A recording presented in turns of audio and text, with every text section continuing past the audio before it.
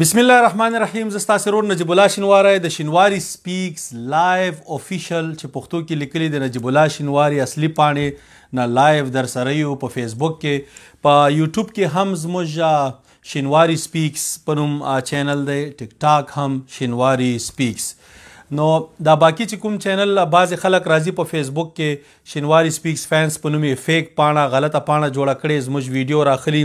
گو سټریم نه داسې ښیي چې موږ لایو یو، هغه پاڼې سی نه دي.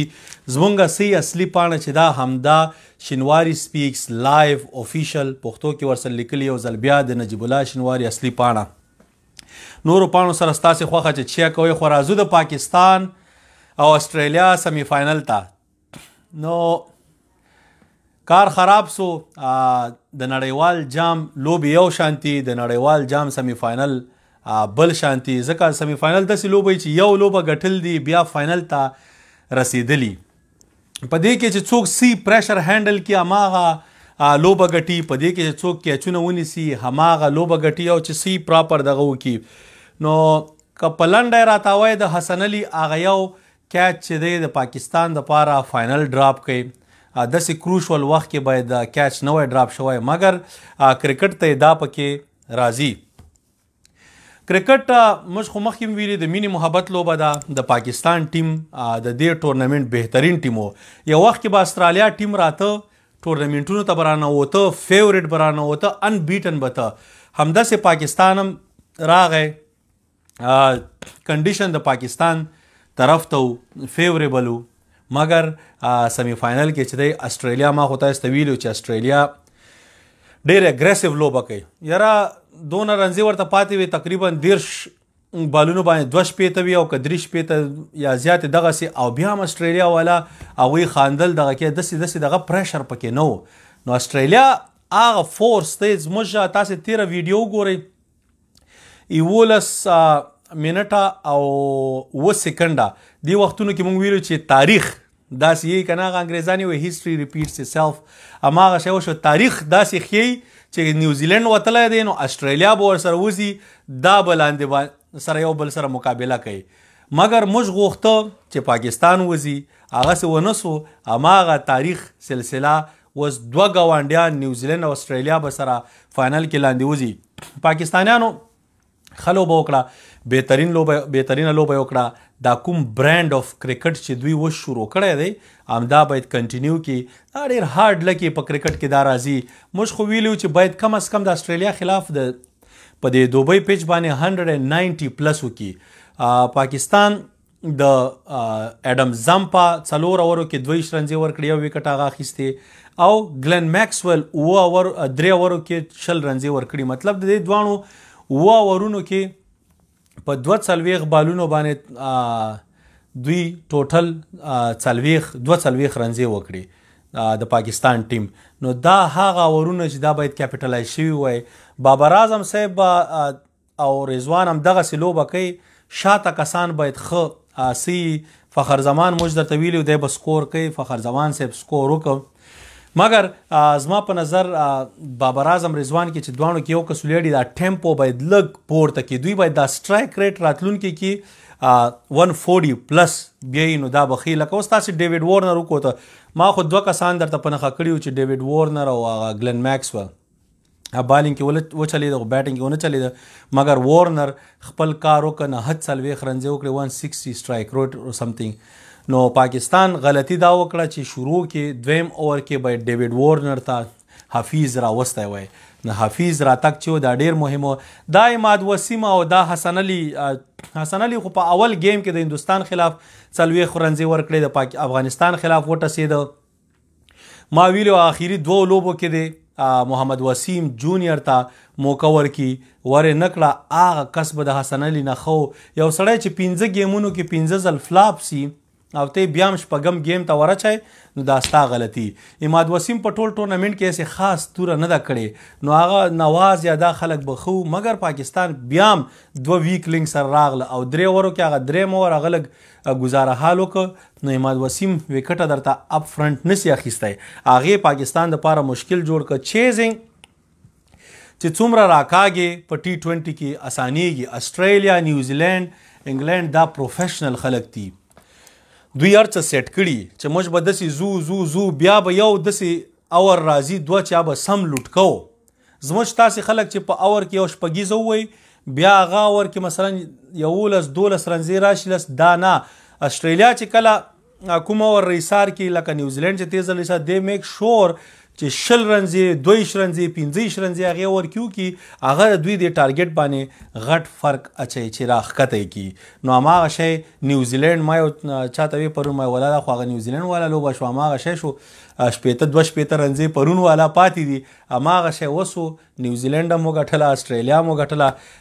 حسن علي صاحب چې دی T20 کې خیر پاکستان سره بالینګ ډیپ ډیر زیات دی سی کار یې ونه که. زما په نظر دومره کنزسټنټ خراب بالینګ چې حسن علي وکړه پاکستان باید دی لوبولی نه وای مګر دا د هغوی غلطي وه. دا پکې راځي کرکټ کې میتیو ویډ اوس چا وی میتیو ویډ چې زیاتره د هغه ریکارډ راواخله زیاتره ریکارډ یې په اوپننګ کې دی مطلب ښه سکور چې کړی ټاپ سکور یې کړی زیاتره سکور یې کړی مور دین 70-80% رنځې په اوپننګ کې کړي. دا اوم نمبر رول چې دی استرالیا ټیکنیکلی ایز ا وکټ کیپر لوبوي مګر حسن علي چې کیچ ډراپ کوي نو هغه وایي کیچز وین د میچز هماغه کار وشو 1 شپږیزه 2 شپږیزه 3 شپږیزې and that's it game over last over ته پاتې هم نشوه خبره. نو بس دا کرکټ دی د پاکستان ټیم ښه لوبه وکړه ټورنمنټ کې ډیره بهترینه لوبه یې وکړه. پاکستان د کرکټ مینوال چې دي ما تاسو ته وایي چې په خپل ټیم فوکس وکړئ. تاسې غلطي دا کوله چې تاسې هندوستان او نیوزیلینډ باندې زیات فوکس کاوه. تاسو د پاره دوه ټیمونه چې هندوستان نیوزیلینډ بیکار دغه به تاسو لپاره هیڅ پیداناک نه وای مګر یو ځای کې تاسو نیوزیلینډ ته دعا کوله. نو کرکټ کې دا موږ چې نفرت نه مینه محبت نه نفرت دا نه چې صرف زموږ د پښتنو منځ کې پښتونه چې هر ځای کې نفرت ځان نه وباسه. که د پاکستان پښتون مې سره هندوستان نه چانه نفرت مکو خپل ځان ته خپل وطن ته دغه ته د غم وکړه فکر همدې ته پرمختګ ورکړه. نفرت ګوره موږ شاته بی موږ ټول پښتانه چې هر ځای کې یو شاته یو. د پاکستان پښتون د ځان اسلام آباد او پنجاب سره مقایسه کړته او پته معلومات وشي زموږ پښتون چې دی ځان دغه سره شمال سره ولایتونو سره تب مقایسه کړته او معلومات وشي چې موږ کوم ځای کې یو. نو خپل ځان ته فکر وکړئ پرمختګ کوئ جنگ جګړې او نفرتونه مه کوئ هیڅ ضرورت نشته. موږ چې دغه نه بایلو د مثلا د نیوزیلینډ نه تاسو به خوشاله وئ د پښتونخوا پښتانه به هم یو څه خوشاله ما ولید خلک ضرورت نه خو چې خوشاله وي همداسې به نن افغانان هم خوشاله وي. د استرالیا د هغوی ټیمو دا کرکټ دی زموږ دویم ټیم ما خو ویلي چې پاکستان او ډېر داسې خلک دي چې د هغوی دویم ټیم په افغانستان کې پاکستان موږ غواړو زموږ مسلمان رونه دي سیاست اختلاف نظر په خپل ځای موږ سره موږ یو پښتانه یو خلک یو زما میلیونونه خلک عمل ته اوسیږي دغه په خوشحالۍ زه خوشحالیږم دغه په خفګان زه خفه کیږم مګر بعضې داسې خلک شته دی چې سیاسي خلک دغه دي هغه د په کرکټ به سره پوهیږي نه مګر بیا به چې شکر پاکستان باخت هغه به ورسره دا باخت والا شی چې دی په بعضې پښتنو باندې مچولی دی چې هغوی هم بس دې ته خوشحاله کېږي چې بس زه خالي ډز ورکړه چې پاکستان بایلله مګر هېڅ اوکې پاکستان سیمی فاینل کې بایلله یو لوبه بله چې ده فاینل د دې نه وروسته د پاکستان نور سیریزونه راځي یو کال بعد چې دی بل نړیوال جام دی خپل ټیم د پاکستان ټیم سیټ ټیم دی 1.5-2 چینجز به پکې راشي نور ډېر بهترین ټیم دی که دا ځل بد شو بل ځل نړیوال جام ته به ځان رسوي. د افغانستان ټیم زموږ افغانان مینوالو ته باید خپل ټیم ته فکر وکړي خو هر څه نو ستاسې دونه عقل کار نه کوي فضلي غوندې کس راځي ستا چیرمین کیږي بیا ستا په ټیم کې چې دا څو کالو راسي میراثیان ناست دي دا څو کالو راسي ورونه او دغه وریرونه او دا خلک دار چا راځي یا به یې تره کوچي او یا به یې بل کوچي او څوک چې هغه کرکټ یې شروع کړی دی وایي زه به یې خدا که تر هغې پرېږدم چې تر څو مو دا کرکټ بیرته ورته زیرو کړی نه ځکه هغه خو اوس کرکټ پرېږدي نه او همدا وجه ده تاسې زموږ کرکټ ته وګورئ غرق و پرق دی هغه ما پرون هم ویډیو کړې وه دغه ته مې ویلي وو هغه زموږ نوی چیرمین میرویس اشرف صاحب ته چې تا سره چې کوم ظلم شوی دی ته یې همداسې خال راونډر وي اپنډیسي اپریشن د وکړه ورک یې کړې بیرته یې را نه وستې دا نه یم چې دا کار چا وکړه هغه ته معلومات دی خپله ماته ویلي دي نو دا کار باید نورو ځوانانو سره ونشي دا کار باید فضل حق فاروقي سره ونشي دا باید وفادار مومن سره ونشي عثمان غني سره ونشي ریاض حسن سره ونشي نورو سره ونشي. نو زما هیله ده چې د افغانستان کرکټ کې کار اهل کار ته وسپارل شي موږ خپل کرکټ دپاره چې دی کار وکړو زمونږ کرکټ مخکې شي نو را روان نړیوال جام کې T20 ورلډ کپ ته موږ باید دنیا سرپرایز کو د خلکو به دومره تمه نه چې موږ به استرالیا کې څه خاص توره وکړو مګر هماغه زموږ دپاره وخت انشاءالله موږ به ښه کیږو نو خپل کرکټ باندې فوکس پکار دی خپل کرکټ کې چې کوم ناجیزه ظلم یې د هغې خلاف ودرېږئ دا زاړه خلک چې دي شهزاد او اصغر خو شکر د اخلاص سوتینې دا حمید حسن دا خپه چې نیمه دغه ګوډه دا دروره بس همدا شکر دی T10 کې لږ سلیکټ شو یو څه روپۍ به ورته راشي نور به ترې موږ بېغمه سو دولت زادران شاپور زادران نور همداسې چې کوم زاړه پاړی دا د ټول ختم شي نور ورلډ کپ سپیشلیسټان نه منو ته وګوره دغسې زموږ ټیم کې دا حال دی ته د پاکستان ټیم ته وګوره ته د هغوی فټنس ته وګوره ته د هغوی ځوانانو ته وګوره کوم تا ته هغه یو 40 کلنې حفیظ دی ته هغه ته وګوره ته زازي ته وګوره ته شعیب ملک ته وګوره 29 کلن ته د خپل شهزاد ته وګوره ته د خپل اصغر قاسم ریټایر سو خو بیا هم دی اوس 40 کلن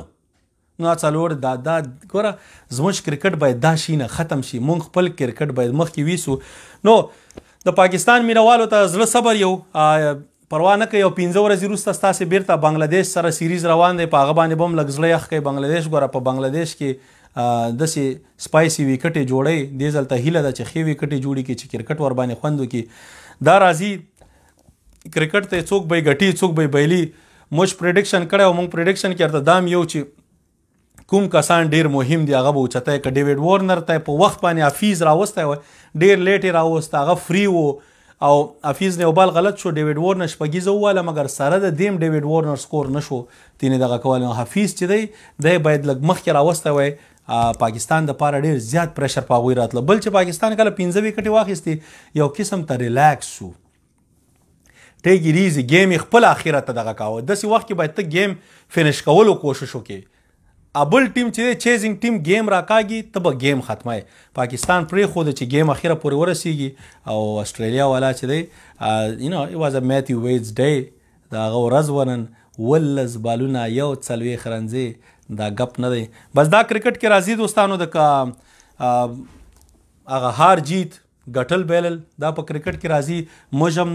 لوبې بیلې زموږ ټیم هم لاړه د پاکستان ټیم چې دی هم سیمی فاینل ته ورسېده او بس بل هندوستان تاسې واهه په اوسه پورې په 30 کالو تاریخ کې نه والی هندوستان ممات که بس په دې باندې اوس خوشحاله اوسئ دا کلارې هغه ګنډېرې که دغه جوی او بس خوند ترې اخلی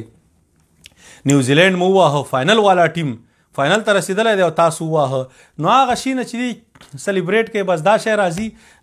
بیلل ګټل په کرکټ کې خو تاریخ داسې ښې پاکستان دپاره ښه موقع وه هغه موقع یې ضایع کړه 1999 کار خراب سو 2010 کې استرالیا سره سیمی فاینل کې کار خراب شو 2015 کې کوارټر فاینل چې و هغې کې کار خراب شو او همدغسې چې دی دا تقریبا داسې وایي چې دا اوس بیا سیمی فاینل کې مګر یو ځل بیا به استرالیا کې کال کې دننه